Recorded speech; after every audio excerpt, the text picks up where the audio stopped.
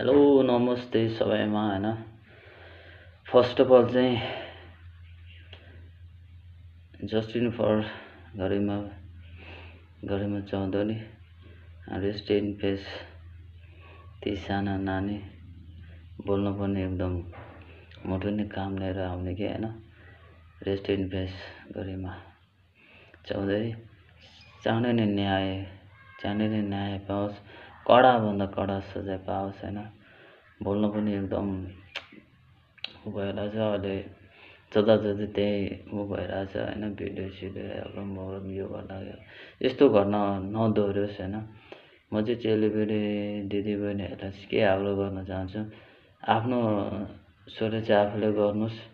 चाहे चक्कु बोकेर हुन्छ, चाहे स्प्रे यसो बोकेर हिँड्नुहोस् हैन।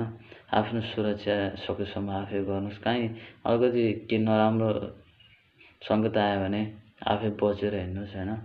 कि पहिल्यै अब यस्तै छ, यो मानवता हराइसकेको देश हैन। यो कानुन पनि अलिकति हुनै छ हैन।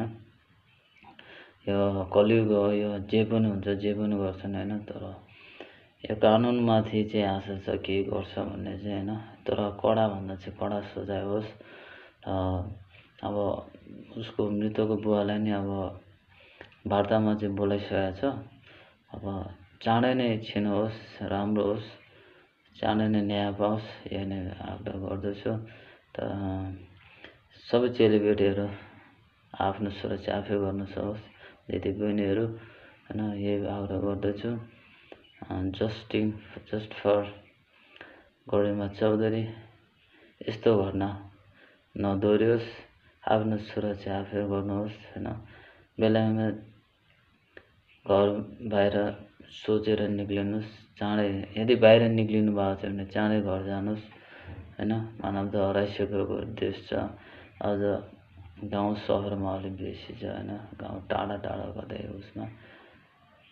रेस्ट इन पेस।